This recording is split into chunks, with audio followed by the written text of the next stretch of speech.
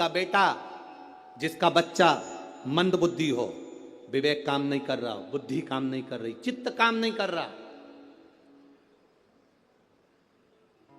बहुत चिड़चिड़ा, बहुत उचिष्ट, विवेक काम नहीं कर रहा, बुद्धि काम नहीं कर रही।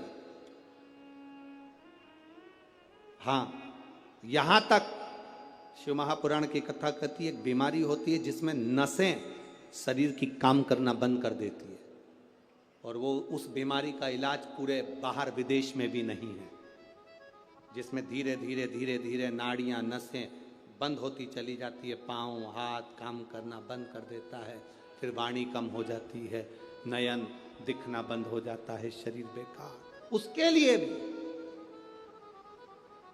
कोई मंद बुद्धि है, उसके लिए भी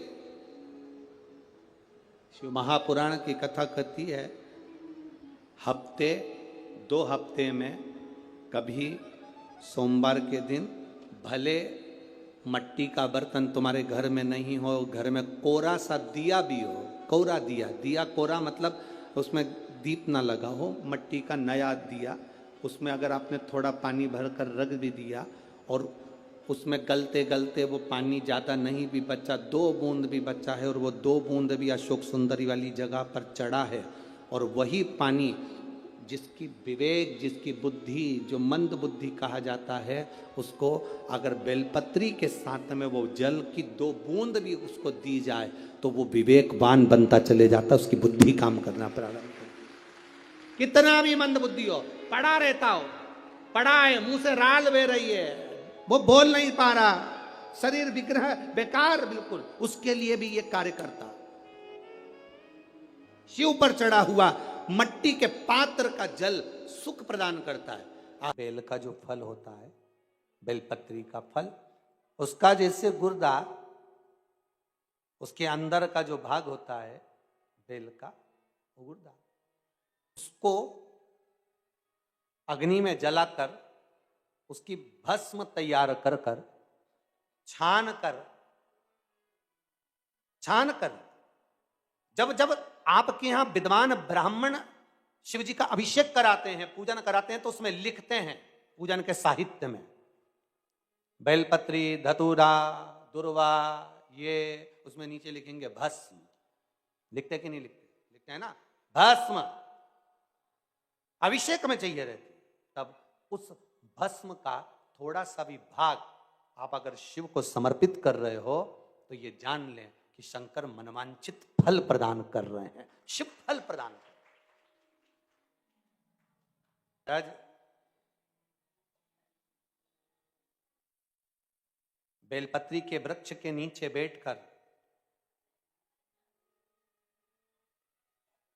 हाथ में एक बेलपत्र का पत्ता रखकर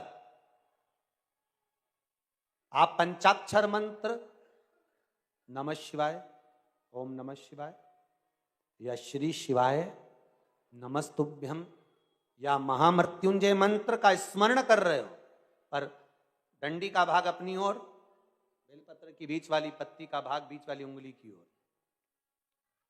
रखकर अगर आप स्मरण कर रहे हैं और अपनी कामना कर कर बेलपत्री के वृक्ष के नीचे बैठकर उस पत्ते को सम्मुख रखकर बाबा से विनय कर कर एकांत में उस बेलपत्री के वृक्ष की छांव में, बेलपत्री के वृक्ष की छांव आप कामना कर कर उस पत्ते को शंकर भगवान के ऊपर समर्पित कर रहे हैं, तो ये जान कर रखें कि पार्वती और शिव का मिलन करवा रहे हैं और अपनी मनवांछित फल कामना पूर्ण करवा रहे हैं। क्योंकि शिव और पार्वती का जब मिलन होता है, शंकर पार्वती जब एक दूसरे के सम्मुख में होते हैं, शिव और पार्वती जब एक दूसरे के सामने अपने बच्चों के कारण एक दूसरे के सम्मुख में आते हैं, तो उनके चेहरे पर प्रसन्नता का भाव आ जाता है। तो फल, मनवांचित फल की कामना आप जिस कामना के लिए कर रहे हैं, विवाह के लिए, नौकरी के लिए, सर्विस के लिए, व्यापार के लिए, रोग मुक्ति के लिए, आप जिस कामना से कर रहे हैं, बस उससे कहकर कभी सोमवार का दिन हो, क्योंकि शंकर जी को सोम प्रिय है, सोमवार का दिन, चंद्र का वार शिव जी को प्रिय है, शिव जी को प्रिय है।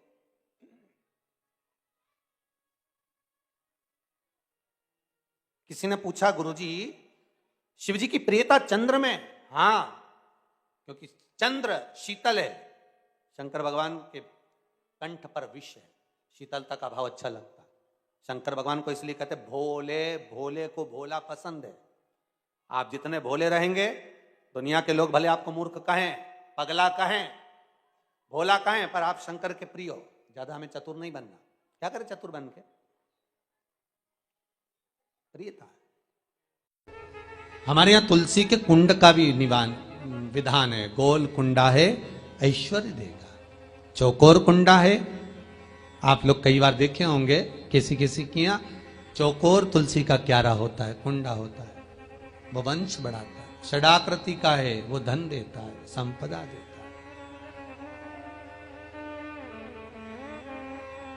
दोष हमारा है, हम तुलसी के कुंडे के नीचे शंकर जी को रख देते हैं। क्यों? कि यहीं तुलसी जी को पानी चढ़ाएंगे, यहीं शंकर जी को चढ़ा देंगे। दोष है। तुलसी के कुंड के नीचे हम सर्प देव को रख देते हैं, नाग देवता रख देते हैं, पानी चढ़ाएंगे, पात्री रख देते हैं। नहीं, दोष।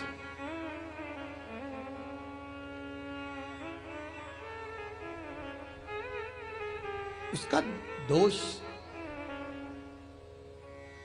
हम सबको, स्वयं अगर गलती करते हैं तो स्वयं को भोगना। कैसा कुंड हो, 7 तरह के कुंडों का व्याख्यान तुलसी के रूप में कहा गया है महाराज। पहला गोल, दूसरा चौकोर, तीसरा षडाकृति, चौथा त्रिवेणी, 3 कोने वाला कुंडा। शास्त्र कहता है जिसके मार्ग घर में टुकड़े हो रहे हों, घर विभाजन की ओर हो रहा हो, तो 3 कोण का कुंडा घर में रखकर पूजा करने पर परिवार एक हो जाता है।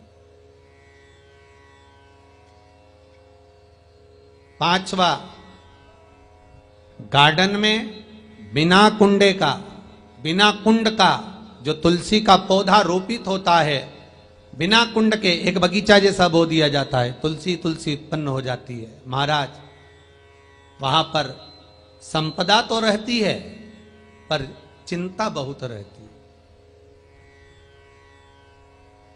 टेंशन बहुत रहता है। क्यों? घर के दरवाजे के बाहर इतनी सारी बगीचे में तुलसा कर दी। कोई निकल कर जा रहा था, उसने थूक दिया। कोई निकल कर जा रहा था, उसने पानी डाल दिया। कोई श्वान ने, कुत्ते ने, किसी ने, बिल्ली ने गंदगी कर दी, उसका दोष आपको लगेगा। इसलिए कुंड के अंदर तुलसा का, तो वो धन तो देगा। जो तुमने बगीचे में तुलसा लगाई है, गार्डन तुलसा का करा, वो धन तो देगा, संपदा भी देगा, पर चिंता को बढ़ा देगा। 5वां,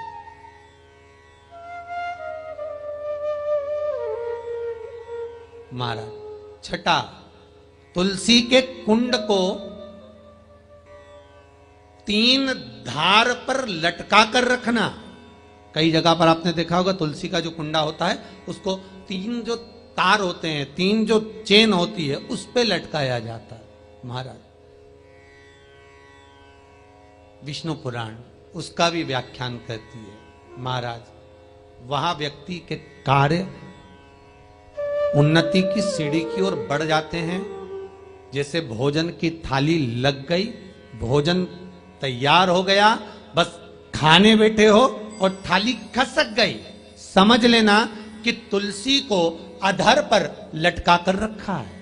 इसलिए कार्य तो हो रहे हैं, बनने वाले हैं। 4 दिन बाद ये काम होने वाला है, 8 दिन बाद ये काम होने वाला है। लग रहा है कि इसमें इतना फल मिलेगा, लग रहा है इस व्यापार को करेंगे तो इतना फायदा हो जाएगा। सब कुछ करा, लाखों रुपए लगा भी दिए, थाली मालूम पड़े खसक गई, अधर लटका है तुलसी। 7 क्रम है तुलसी के, ये 6ठा क्रम बताया। तुलसी का 7वां क्रम,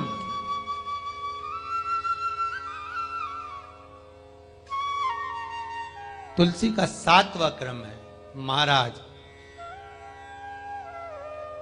तुलसी का कुंडा जैसा घर के आंगन में है, तुलसी का कुंड जैसे घर के आंगन में विराज रहा है, ऐसा ही छोटा सा कुंड भगवान के लिए रोपित करें। प्रतिदिन भगवान की सेवा करते समय तुलसी का कुंड सम्मुख रखकर उसकी आराधना करना, फिर उस कुंड को वापिस बाहर ले जाकर रखना, फिर दूसरे दिन पूजन के समय पर कुंड को लाकर रखना। हम तो यहां तक कहते हैं, विष्णु पुराण गर्ग संहिता कल्याण का तुलसी अंक यहां तक वर्णन करता है कि आप पूरे साल ये नहीं कर सकते भगवान के सामने तुलसी का छोटा कुंड, चौकोर वाला, गोल नहीं, चौकोर कुंड लाकर भगवान के सामने रखकर छोटा सा कुंड का पूजन कर कर भगवान के साथ उस कुंड को वापस बाहर विराजमान करें, फिर कल लेकर आए, फिर विराजमान करें। आप पूरे साल नहीं कर सकते तो 1 महीना कर। भगवान के 2 तरह के भक्त होते हैं।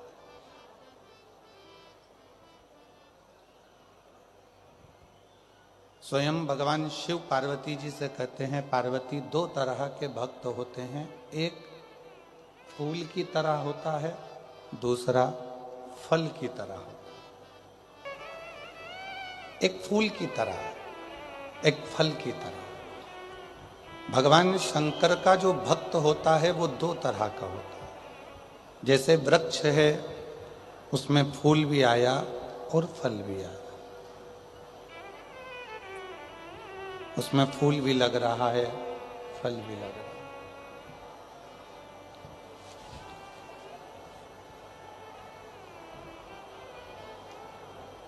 पीछे की आवाज बढ़ाइए, पीछे की आवाज बढ़ाओ। 2 तरह के शिव जी के भक्त हैं। भगवान शंकर के भक्त 2 तरह के हैं। जैसे वृक्ष में फूल भी लग रहा है, फल भी लग रहा है, उसी तरह 2 तरह के भक्त होते हैं, एक फूल की तरह, एक फल की तरह। अब हम डबरा की जीजियों से पूछें, डबरा के जीजाओं से पूछें, बेटियों से पूछें, बेटों से पूछें, बुजुर्ग माता पिता से पूछें कि शंभू, पीछे की आवाज, पंडाल की आवाज खुलवाइए। 2 तरह के भक्त हैं। डबरा की जीजियां, डबरा के जीजा, डबरा की मेरी बेटियां, बेटा, मेरे बुजुर्ग माँ बाप, एक बात बताएं कि भंवरा फूल पर आता है कि फल पर आता है? जम के बोलो जरा। भंवरा यदि उड़कर आएगा तो वो फूल के पास आता है कि फल के पास आता है? भंवरा हमेशा फूल के पास आता है, उसे फल से कोई मतलब नहीं है। क्यों? क्योंकि फूल सुगंध देता है, फूल रस देता है। भंवरा फूल के पास आता है और कीड़े फल के पास आते हैं। शिव महापुराण की कथा में शिव जी पार्वती जी से काशी में 2 भक्तों की बात कर रहे हैं। 2 तरह के भक्तों की बात कर रहे हैं। एक फूल की तरह होता है, एक फल की तरह होता है। भगवान शंकर का भक्त जो फूल की तरह है, स्वयं भी सुगंध में है और दूसरे को भी सुगंध दे रहा है। स्वयं भी श्री शिवाय नमस्तुभ्यं कह रहा है, दूसरों से भी खिलवा रहा है। स्वयं नमः शिवाय कह रहा है और दूसरे से भी नमः शिवाय खिलवा रहा है। स्वयं ओम नमः शिवाय बोल रहा है और दूसरे से भी ओम नमः शिवाय बुलवा रहा है। स्वयं 1 लोटा जल चढ़ा रहा है और दूसरों से भी 1 लोटा जल चढ़वा रहा है। स्वयं मंदिर जा रहा है और दूसरों को भी मंदिर तक भेज रहा है। समझ लेना कि मेरा शिव ऐसे ही फूल के पास आकर विराजमान होता है और उसी फूल के आनंद में रहता है, उसी फूल का आनंद। और जितनी मेरी डबरा की जीजियां बैठी हैं, जितने मेरे डबरावासी जीजा जी बैठे हैं, जितनी मेरी बेटियां, बेटा, मेरे बुजुर्ग माँ बाप जितने बैठे हैं, आपकी शिव भक्ति बता रहे हैं। शिव तत्व की प्राप्ति के लिए बहुत ज़्यादा किसी दिखावे की या किसी आडंबर की जरूरत नहीं होती।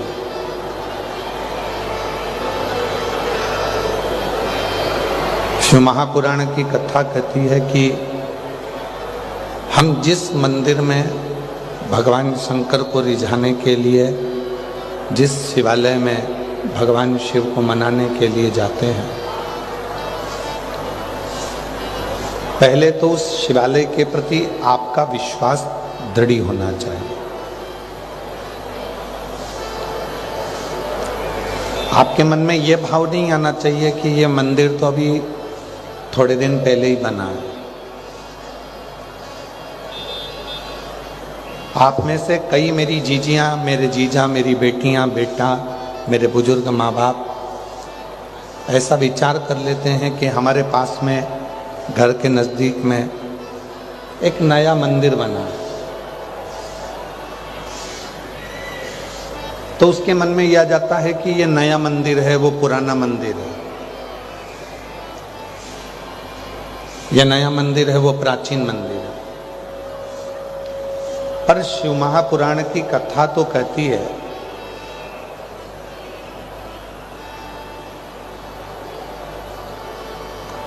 कि मनुष्य तो मनुष्य है ना। कई लोग कह देते हैं ये पुराना मंदिर है, ये नया मंदिर है, ये प्राचीन मंदिर है, ये नया मंदिर है।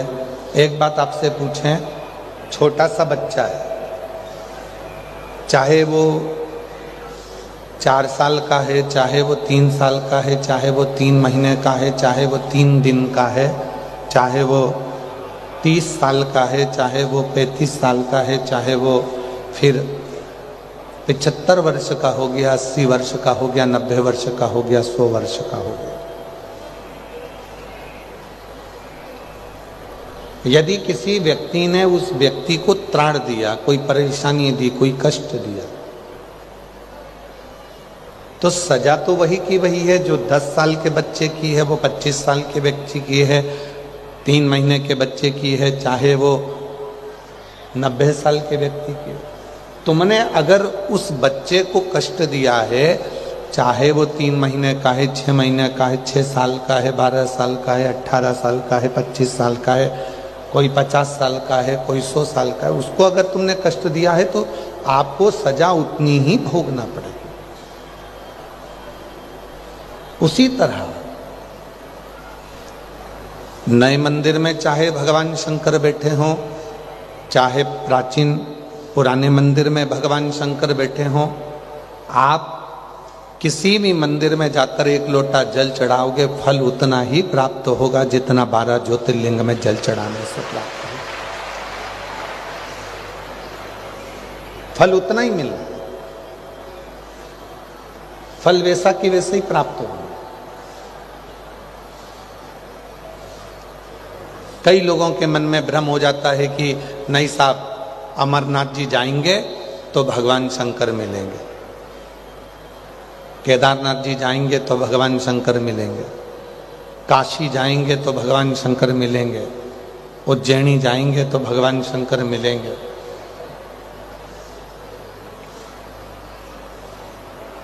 मिलेंगे शब्द क्या है? मतलब अभी भी आपके अंदर ये भाव है कि भगवान मिलेंगे। और शिव महापुराण की कथा कहती है कि कंकर कंकर में शंकर है, उसको मिलने की देरी नहीं होती, बस हृदय में उसके प्रति ज्योत और विश्वास जगाइए, वो आपके भीतर प्रकट हो जाए। हम परमात्मा को कहाँ ढूंढ रहे हैं? मंदिरों में। हम परमात्मा को कहाँ ढूंढ रहे हैं? तीर्थों में। पर परमात्मा तो हमारे हृदय में, हमारे घरों में नित्य निवास करता है। एक हमारे सनातन धर्म में एक बात कही जाती है, पति परमेश्वर। बोलो सही है कि गलत है? बोलते कि नहीं बोलते? पति परमेश्वर।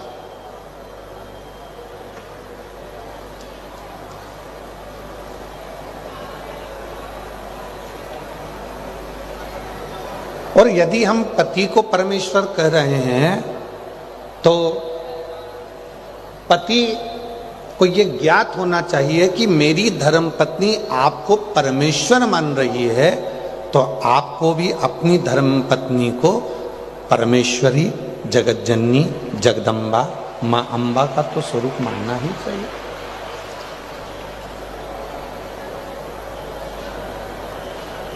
शिव पुराण कहती है अगर घर के बुजुर्ग को हम कहते हैं ये हमारे माता पिता, ये भगवान का स्वरूप है, तो घर में रहने वाली बहू और बेटे भी तो भगवान का स्वरूप है।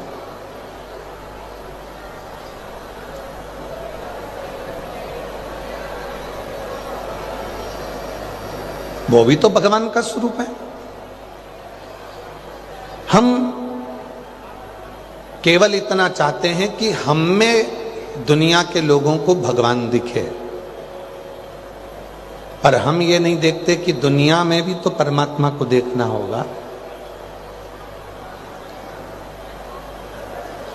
तुझ में राम, मुझ में राम, सब में राम समाया है, और जित देखो उत राम की माया है। जहां देखो राम की ही माया मिलेगी। जिस जगह पर देखोगे वहां राम की ही माया प्राप्त हो। हर जगह पे वो परमात्मा ही मिलेगा, शिव कहाँ नहीं है। हर हर महादेव। श्री शिवाय नमस्तुभम। पूजनीय गुरु जी द्वारा बताए गए आप अवश्य ये उपाय करें। 16 फरवरी फाल्गुनी चतुर्थी तिथि है। बच्चों की बुद्धि में विकास, उन्नति विशेष उपाय बताया गया, तो आप जरूर करें। सोमवार की चतुर्थी तिथि विशेष कथा उपाय धन संपदा वृद्धि होती है, और बच्चों के बारे में बहुत सारे उपाय बताए गए, तो आप अवश्य करें। बच्चों की बुद्धि का विकास और कई चीज़ों के बारे में भी बताया गया है, तो आप जरूर करें। महादेव किस भक्त के पास विराजते हैं, वो शिव कल्याण करुणा के बारे में भी बताया गया है, तो आप यह कथा जरूर सुने। और अगर ये कथा अच्छी लगी है तो लाइक शेयर करना बिल्कुल ना भूलें। हर हर महादेव।